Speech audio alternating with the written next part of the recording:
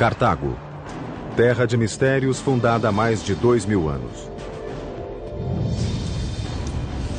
Guiados pela riqueza, poder e ambição, alguns pioneiros construíram um império que dominou o Mediterrâneo por mais de 600 anos. Eles desenvolveram as mais avançadas tecnologias da época, tanto no país quanto nas mais remotas regiões então conhecidas. Seu coração era um grande porto que abrigava centenas de navios de guerra, a mais formidável esquadra da antiguidade. These ships are coming up fast. People see them coming. Carthage is here. Mas negras nuvens se acumulavam no horizonte. Cartago finalmente ganhara um inimigo à sua altura. Uma superpotência como o mundo ainda não vira. Roma. The Romans saw Carthage as a spear pointed at the very heart of Rome. Nessa batalha de vida ou morte, apenas um dos dois sairia vitorioso. E o outro seria reduzido a ruínas.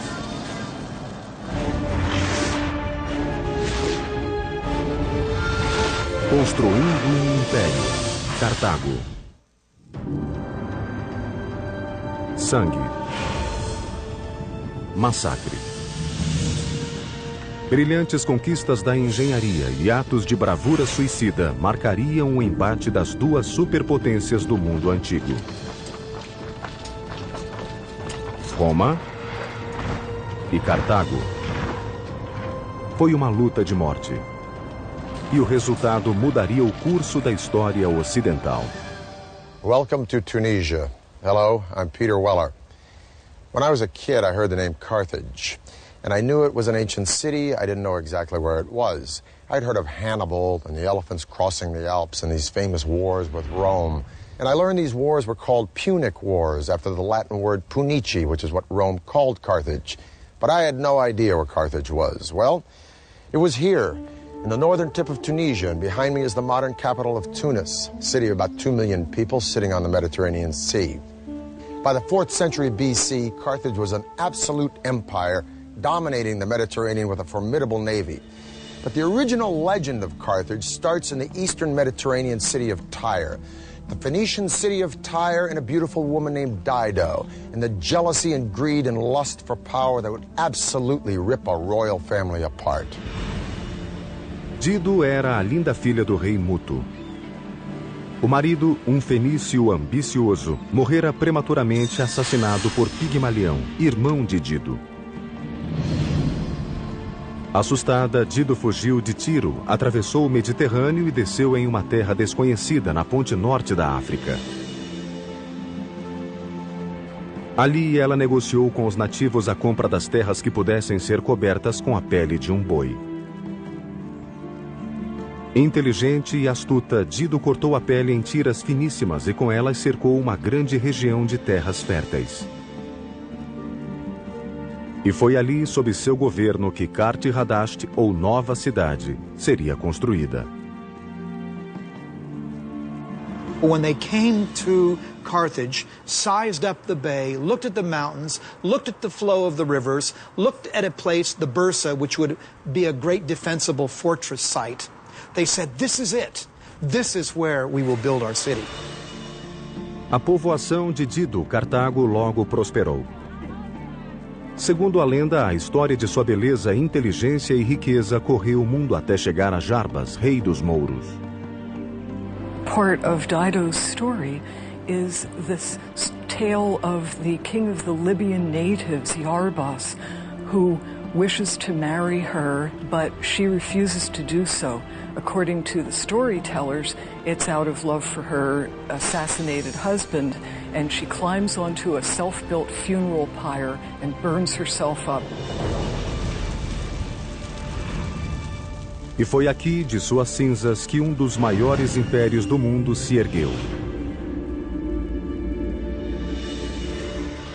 Cercados de vizinhos poderosos e com pouca terra, os fenícios de Cartago voltaram-se para o mar. Eram pioneiros, pragmáticos, abertos a novas ideias e extremamente inovadores. When Dido established the city, the new city, a lot of people's eyes obviously opened wide and said, hey, a new city, a new start. And as these trading routes that Carthage pioneered expanded, it very rapidly became as international a city as anywhere then in the world. Nos 200 anos seguintes, Cartago evoluiu para a grande potência mediterrânea, fundando colônias na Córcega, Ibiza e norte da África. By around 700s, maybe 650 BC, Carthage is a force to be reckoned with. Everybody's heard of it. Nobody messes with it. It's a very important city. Através de extensas rotas comerciais no século VII a.C., os novos territórios geraram grandes tesouros para Cartago. A população chegou a 300 mil, tornando-a uma das maiores cidades do mundo. To some extent, you could compare it to a Manhattan. This is a huge population living in a relatively small area. So this is an important commercial and cultural hub, not only for North Africa, but also for the entire Western Mediterranean world. Antes dos cartagineses, grandes obras de engenharia tinham sido lançadas em honra aos deuses. O foco de Cartago era outro. Tal como a América 2.500 anos depois, a riqueza de Cartago atraía legiões que buscavam fazer fortuna. Os arquitetos e engenheiros da cidade tinham de achar um modo de acolher a todos. Um desafio que desembocaria na maior explosão urbana da antiguidade. There was something very important to the Carthaginian spirit, to its psyche, about staying within the walls of Carthage. So the pressure to design buildings that would accommodate people who wanted to live within the city was very strong. Os cartagineses foram os primeiros em grande escala a fazer do céu da cidade sua propriedade privada, construindo apartamentos. These were as high as 6 stories, very densely populated. Why? Because people wanted to come to Carthage. It was a successful, happening place. If you wanted to get on in life, you wanted to come to Carthage. Para erguer uma grande cidade, era preciso primeiro achar um bom material com que construir. A solução estava em El Awaria, na Baía de Túnez. Nessa longínqua pedreira havia um suprimento aparentemente inesgotável de calcário, que era fácil de trabalhar e rápido na secagem. Limestone is the perfect choice for building.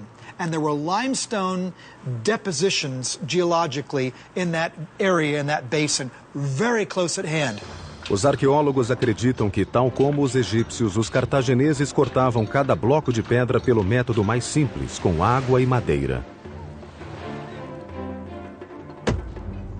After they've chiseled a dotted line channel along the face of a rock, they take a wooden wedge, stick it in there, if it's deep enough, and then wet the wood. And what will happen naturally is the wood will expand with the water, and then it'll naturally crack the stone.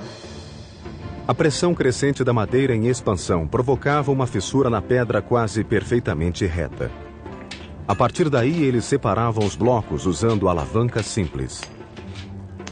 Assim que os grandes blocos eram cortados e transportados para a cidade, os cartagineses iam superpondo lajes e pilares, para rapidamente transformar Cartago em uma capital dinâmica.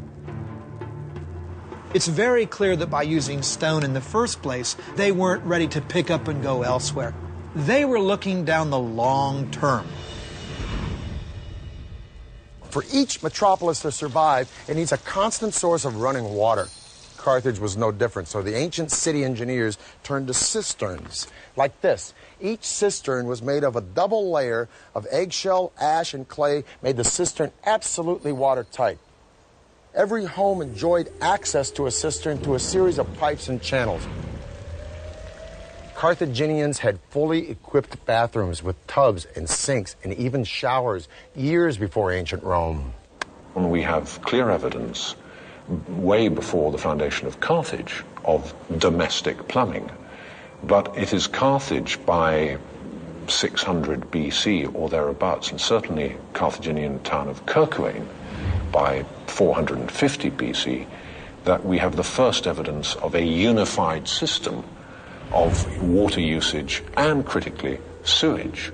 Any fool can put in a bathroom, but the question is what to do with the waste water. And at Kirk Owain you see very clearly a unified single system that has piped water to the rooms that need it, the kitchen and the bathroom, but then piping the wastewater out to a common sewage system. This was evolutionary, yes, but it is also typically Carthaginian because it's also revolutionary. No século VI a.C., Cartago florescia como importante cidade-estado, rodeada de magníficos templos, palácios cintilantes e altos edifícios. Mas se a chama de Cartago brilhava forte, a dos primos fenícios estava se apagando. A grande cidade fenícia de Tiro caiu nas mãos da Babilônia em 574 a.C. Cartago teria de prosseguir sozinha. Sem demora, os cartagineses saíram para explorar a costa do norte da África, continuando a expandir o império e conquistando mares. 520 a.C.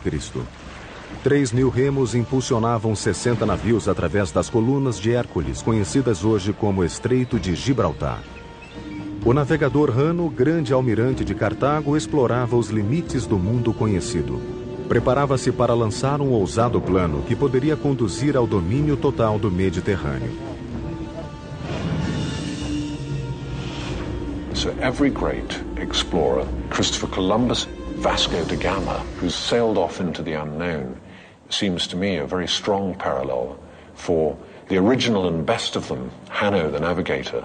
Hanno set sail to extend the boundaries of the Carthaginian network of colonies and exchange, not mere trading activities, but planting whole cities of new settlers to maintain control of land and access to its resources. A técnica de Cartago nos mares trouxe-lhe poder e riqueza. No século VI a.C., as ilhas da Córcega, Sardenha e Baleares achavam-se sob seu controle. A força desse poder fluía de uma maravilha da engenharia, o Porto de Cartago. This is the absolute pinnacle of Carthaginian engineering. Embora os documentos sejam escassos, os arqueólogos acreditam que o porto foi construído já na época de Hanno. Contudo, foi no auge da cidade, no século II a.C., que o porto foi reformado. Tinha tecnologia superior à de qualquer lugar do mundo e era o centro vital de Cartago. It was part of Carthage, it was the heart of Carthage, it was the lungs of Carthage, it was everything to Carthage, both naval and commercial. O porto tinha uma entrada comum de 22 metros de largura que podia ser fechado com correntes de ferro. Dentro havia duas marinas separadas, sendo a primeira para navios de carga e comércio.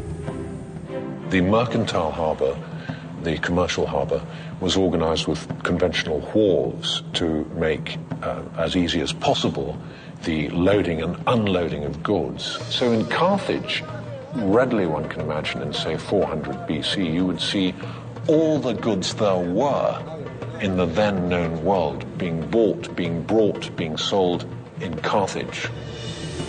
O segundo, circular, foi projetado para uso militar. Uma série de 30 docas posicionadas simetricamente, mais 140 ancoradouros no perímetro do porto circular, permitiam a entrada e o tráfego confortável de 220 navios. Hoje restam as escavações a seco das docas, uma pálida lembrança do poder naval de Cartago. This is all that's left of the Kothon, or military harbor of ancient Carthage. A kothon was an interior port carved out of the land as opposed to an exterior port attached to the seaside. Now, with all these beautiful villas around here, it's kind of hard to imagine that this harbor was the launch point for the wealth and power of ancient Carthage. Now, the nerve center for this maritime hub was that circular island out there where there were 40 or 50 slots for boat dry dock. And on top of that island was a big tower where trumpeters would blare signals and heralds would deliver orders and admirals would oversee operations like observing what ships were coming in from sea, be they friend or foe, while at the same time those ships couldn't very well observe what was going on in this port. Nobody has anything approaching this potency, this power, let alone this navigational and seafaring skill. So when the barriers are taken off the channel and within, they're scrambled, as they did in World War II with aeroplanes, these ships are coming out fast down this channel and out into the Mediterranean. People see them coming. Carthage is here. Por 2 séculos, Cartago dominou o Mediterrâneo. Mas um temível rival do outro lado do mar desenvolvia sua máquina militar de força mortífera e sem paralelo. Roma. Esses 2 superpoderes logo entrariam em conflito pela joia do Mediterrâneo, a Sicília. Carthage was built to trade, and Sicily was critical to that trading. Why? Because it's right bang slap in the middle of the most important shipping lane in the world. Whoever controls Sicily controls these vital trade routes. The Romans saw the enormous riches that Carthage could command, and it started to just elbow into them. And the Carthaginians nudge back and say, hang on, we were there first. Please, as it were, get your tanks off my lawn. Mas tanto Roma como Cartago usavam a Sicília. A tensão desencadearia uma série de guerras que abalariam o velho mundo. The Romans saw Carthage as a spear pointed at the very heart of Rome and at their own burgeoning trade empire. So, of course, they felt they had to eliminate it. As lutas ficariam conhecidas como Guerras Púnicas, devido à palavra latina para cartaginês. O resultado mudaria o curso da história do mundo e Cartago ganharia um dos maiores gênios militares de todos os tempos. At the beginning of the 3rd century BC, the Republic of Rome is called down into southern Italy by a Greek town to help that town against pirates. Now, it's not long after that 2 Sicilian cities get at it. One of them, Messina, originally asked Carthage for help, but then they go, nah, let's ask Rome, because they're closer, probably a better deal. Syracuse fights Messina and Rome 1 battle, quits, gives up, turns himself over to Rome, and Rome, in the span of decades, has all of southern Italy and eastern Sicily. This really POs Carthage, and thus begins the First Punic War. And the outcome of this war will not only decide who owns Sicily, but who's going to be ruler of the entire southern Mediterranean Sea. 264 a.C. Roma e Cartago começaram a Primeira Guerra Púnica. 17 anos depois, os dois ainda mediam forças, exaustos numa orgia de sangue. Essa situação virou apenas quando um feroz e carismático chefe militar, Amílcar Barca, assumiu o comando do exército cartaginês. Hamilcar was the first great general of the Carthaginian Empire. He's the man with charisma. He's the man who knows how to get the job done, how to save their coals from the fire. Between 247 and 242 BC, this fiery military tactician, Hamilcar Barca, sweeps into Sicily. He's dynamic, he's powerful, and he's absolutely ruthless. But what gives Hamilcar his real confidence is that at his back he has a new sleek form of warship called the Quinquereme, quin meaning 5 banks of rowers. The Quinquereme isn't really developed by the Carthaginians, it's developed by the Greeks. But what the Carthaginians do is make this sea-going battering ram huge. In that period of the Punic Wars, wow, they were the feat of shipbuilding and engineering. Quinquereme apparently had 5 banks of oars. Now, there's been some debate exactly how that worked, but it is believed that there were 3 levels with 5 guys, 2 on the top 2 levels each with an oar, and then one guy at the bottom. But whatever the case, it was a bigger, larger version of the trireme. However, even though it's a bigger version, the tactics involved in naval warfare are exactly the same. The main purpose of these ships is to ram the enemy ship. That's what they were engineered for. Equipados com o esporão revestido de bronze, eram também muito velozes e manobráveis. These were very, very, very quick. Trying to catch a Carthaginian warship was trying to hit Muhammad Ali in his prime as a boxer. Quinquereme padrão tinha 40 metros de comprimento, entre 3 e 4 de largura e abrigava até 420 marinheiros. Completo e equipado, Quinquereme pesava mais de 100 toneladas e no mar aberto virava uma máquina mortífera. This thing is just coming straight at you at a speed you've never dreamt of as possible. And bang! The whole of your boat shakes, your ship shakes. And you start to sink. Compare that with the trireme, where often the model was probably much more to engage with the enemy ship and have land fight at sea. The Carthaginians didn't mess about like that. They wanted to get in, they hit you once and you drown. And they're gone to hit the next one. Deadly. Now, the genius of the Carthaginians was in figuring out how to mass produce these ships. They took sort of prefabricated parts and put them all together on an assembly line. So to an enemy, no sooner would a quinquereme be sunk than another one would appear on the horizon. And this was a distinct disadvantage for the Roman Navy until they came upon a wrecked quinquereme, and they sort of reverse engineered it. They deconstructed it, figured out how it was put together, put it back together, and made it their own. They captured a grounded Carthaginian quinquereme and made dozens of copies of these. In fact, the copies weren't as well made and were made out of green wood, and after one season they fell to pieces. But never mind, that's all the time the Romans needed to turn the tide.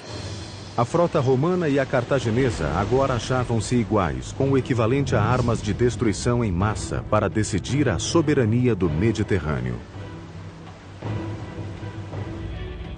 241 a.C. As duas esquadras se encontraram nas ilhas Egade, na costa da Sicília, em uma das maiores batalhas navais da história. In the hostilities of the First Punic War, the Battle of the Agates Islands, fought off the coast of Sicily, was a turning point. Na batalha entre duas frotas brilhantemente comandadas, Cartago tinha a vantagem do número. Mas suas máquinas mortíferas achavam-se lotadas de cereais para o exército de Amílcar, acampado ali perto, na Sicília. Many ships were sunk or lost or captured. People weren't expecting that. Now, the Carthaginians try to make a break for it, but they are unable to do so because of this extra weight. That gives the Romans the victory. Foi desastre estratégico. No fim, os romanos fizeram quase 30.000 prisioneiros. Sem condições de substituir tantas tropas, Amílcar foi forçado a se render, batendo em retirada para Cartago. Assim, o pêndulo do poder no Mediterrâneo inclinava-se perigosamente para Roma. Nessa vitória, Roma ganhou não só a Sicília, como o domínio da Córcega, da Sardenha e das ilhas entre a Sicília e a África. Para quebrar a espinha de Cartago, Roma exigiu o pagamento de uma multa astronômica. Mas Cartago não desistiu e voltou-se para a Espanha a fim de conseguir novas riquezas. The Carthaginians send Hamilcar Barca to Spain, so his goal in 237 is to conquer as much of Spain as possible. Amílcar levou 9 anos de árduas batalhas para conquistar as tribos nativas espanholas. No fim, as terras do sul do rio Ebro tornaram-se parte do Império Cartaginês. Mas por essa conquista, Amílcar pagou com a vida. Em 228 a.C., ele tombou em uma batalha contra uma tribo rebelde. Hamilcar's death in Spain was a great blow to Carthage, but it was by no means the end of Carthage. In fact, it opened the way for a whole new initiative. Legend has it that Hamilcar's 9-year-old son begged to watch his father lead Carthage into battle with Spain, and the father agreed on one condition, that the son would promise eternal hatred of Rome and commitment to that republic's defeat. And it was thus the son, named Hannibal, became the instrument of his father's revenge. And this was the first step on a path that would transform Hannibal into the most devastating foe that the Republic of Rome would ever face. 211 a.C. Espectro rondava a República de Roma. Fora de suas muralhas, com um exército pronto para atacar, achava-se o homem que os romanos temiam e odiavam acima de tudo. Aníbal, o grande general cartaginês. Brilhante, impiedoso e sofisticado, era o pior pesadelo de Roma. Como que por mágica, Aníbal havia penetrado as defesas de Roma.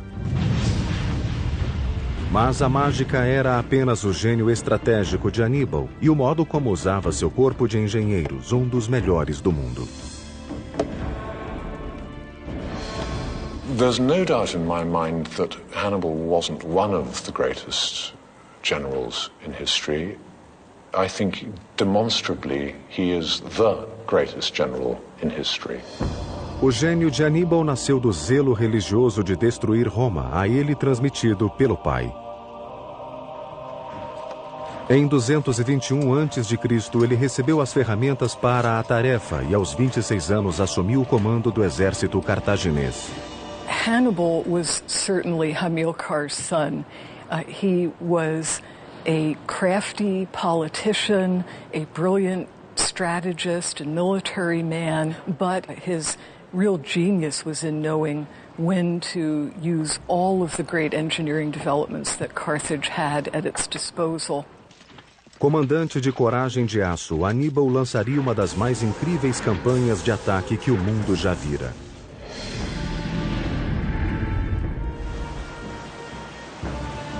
Roma tinha o controle do Mediterrâneo, ou seja, Aníbal não poderia chegar ao inimigo pelo mar.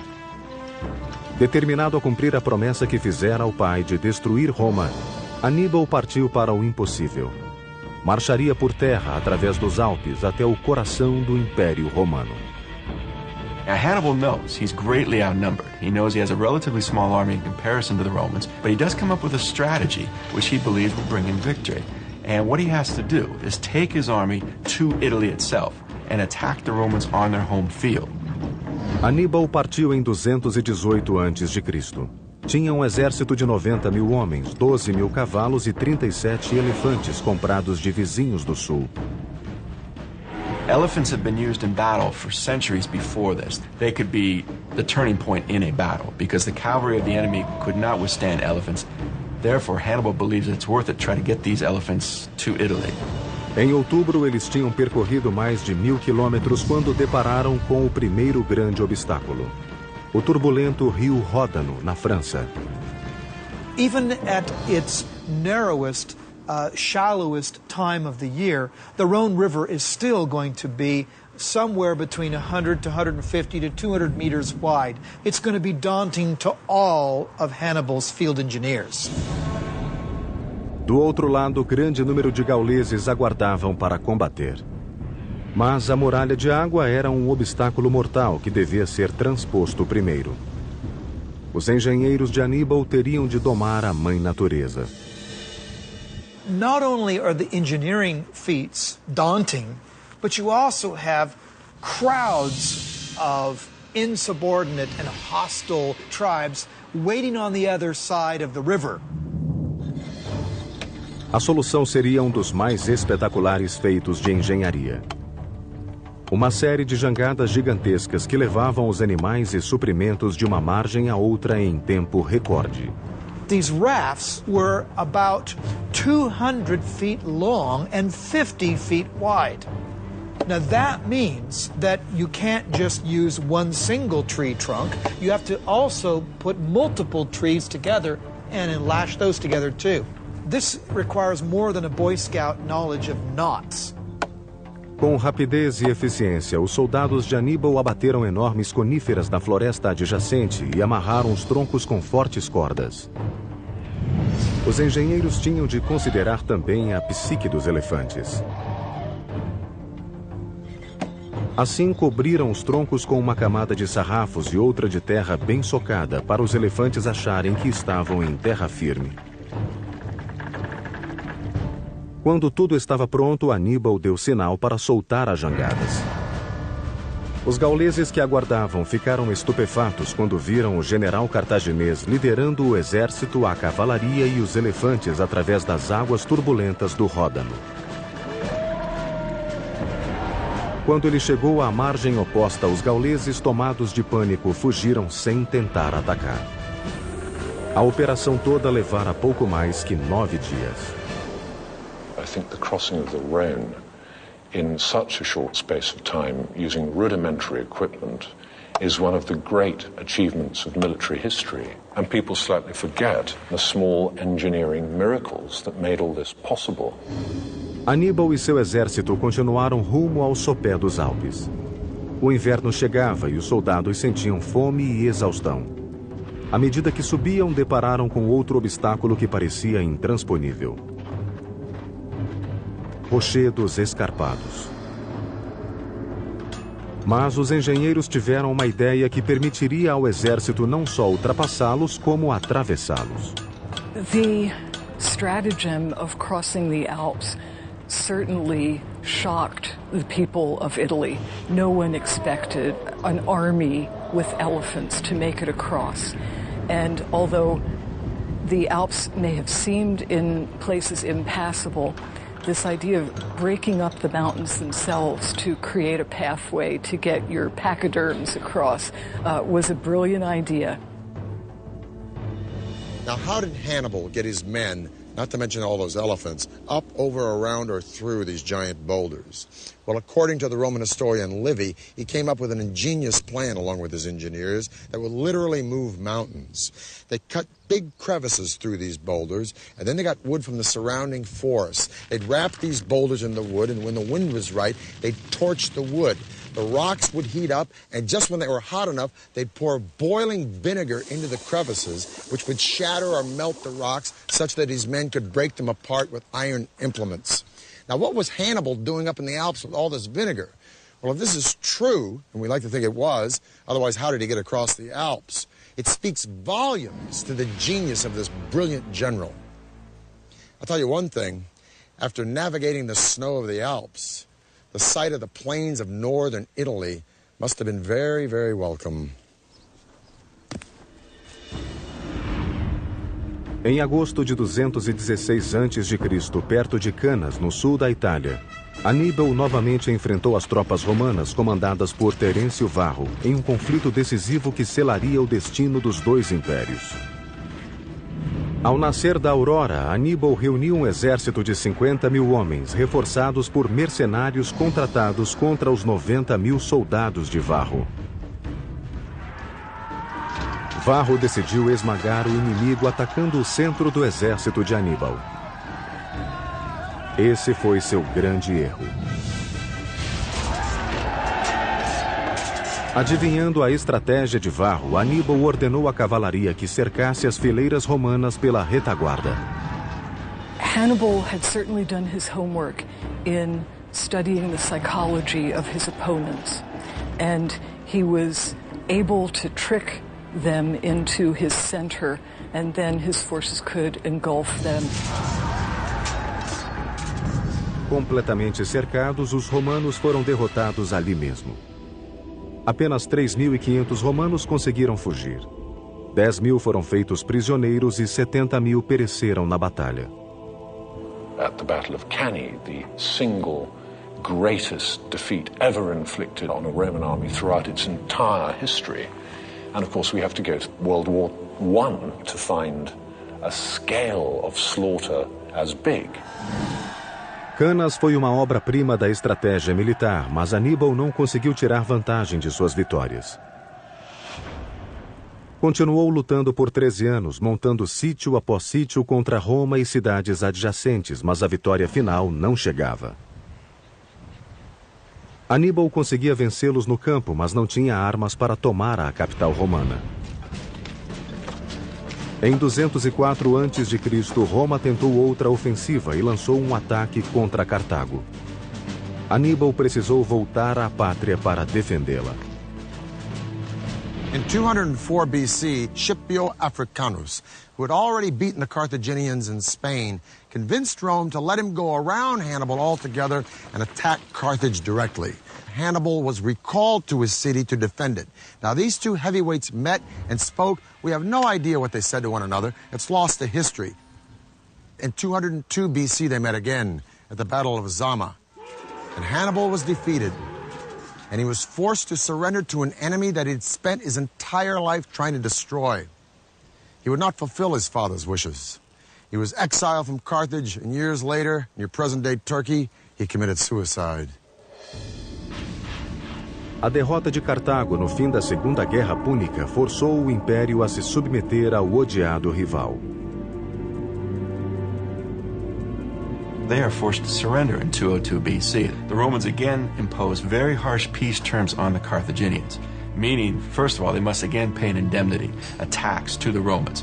Also, the Carthaginians lose their overseas territories, meaning their territory is now confined to areas just around Carthage itself. One last very important part of this treaty was that Carthage could not fight a war, any war, even a defensive war, without Rome's okay.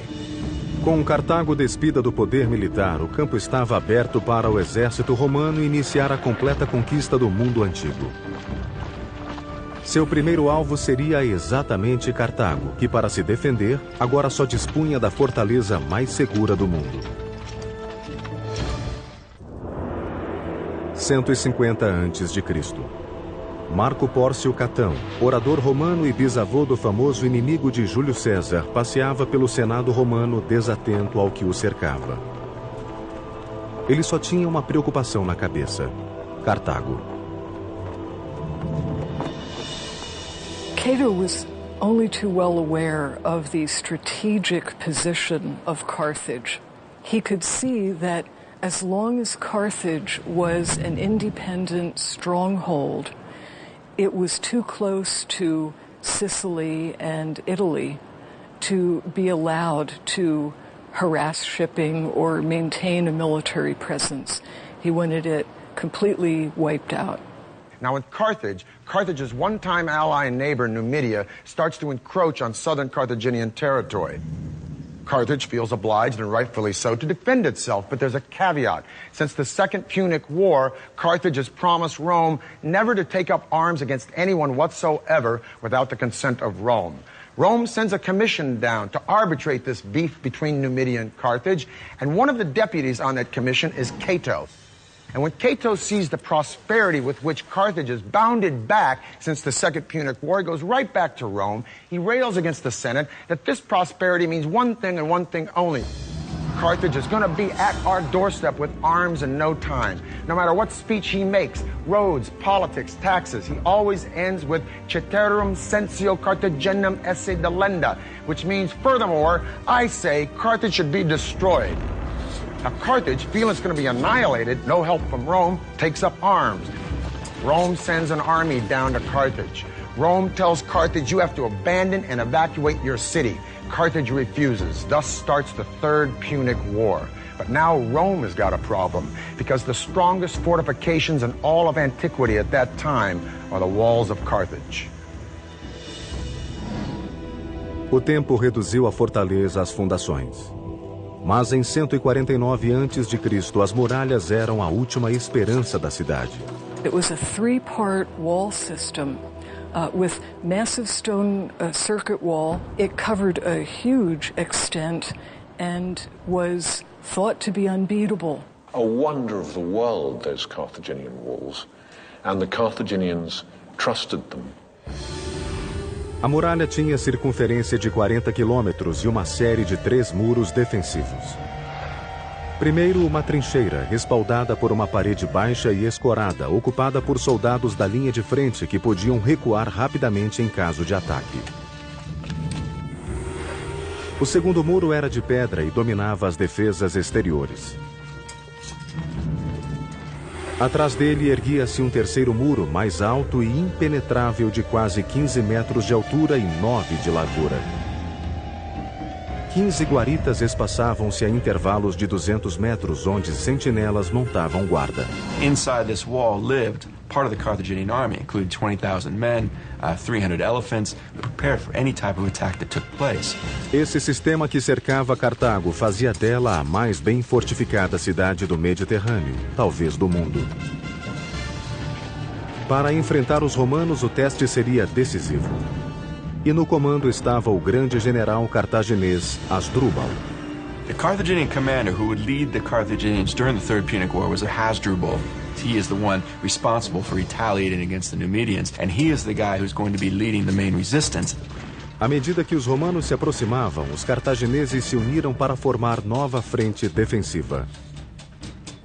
The women gave their hair up.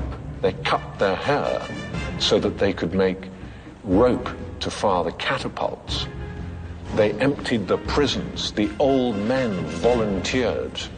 People who hadn't been blacksmiths for 20 years said, I'll try again. And they rearmed themselves in an explosion of intent and determination that we really have to go to the siege by the Germans of Stalingrad to see again.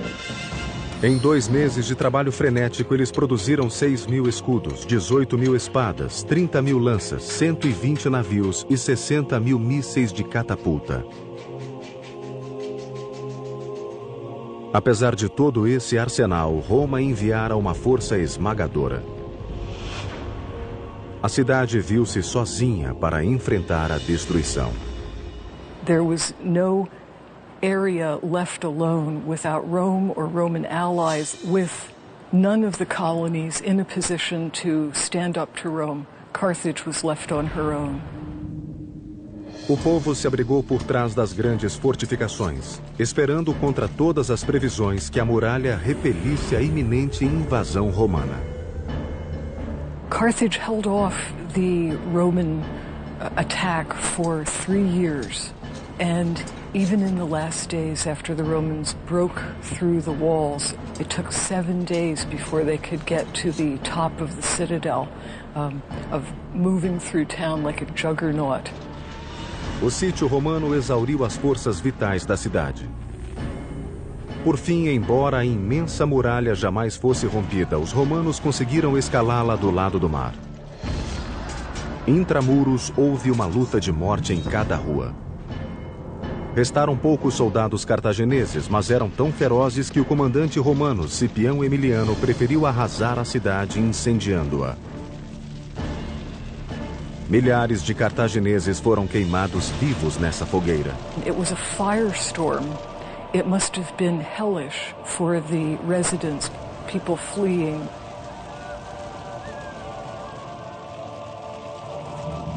Entre o sítio e a queda, Cartago foi dizimada. A população caiu de 500 para 50.000. Os sobreviventes foram vendidos como escravos e jamais voltaram à pátria. It took just 17 days in the year 146 BC for Carthage to be completely destroyed by fire. That same year, Rome leveled Corinth, put Greece in their pocket, and overnight the Mediterranean Sea became their own private lake. Carthage would rise again, albeit this time reconstructed by Rome, like this fantastic amphitheater here at Elgin. By the 3rd century AD, Carthage would thrive once more as a commercial port. But although undeniably Roman, the spirits and the voices of Dido and Anno the Navigator and Hasdrubal and Hamilcar and Annibal would echo throughout those Roman walls, begging to be remembered for the remarkable achievements of their civilization. And if you listen well, you can still hear those voices whispering among the ruins that are Carthage. For the History Channel, I'm Peter Weller.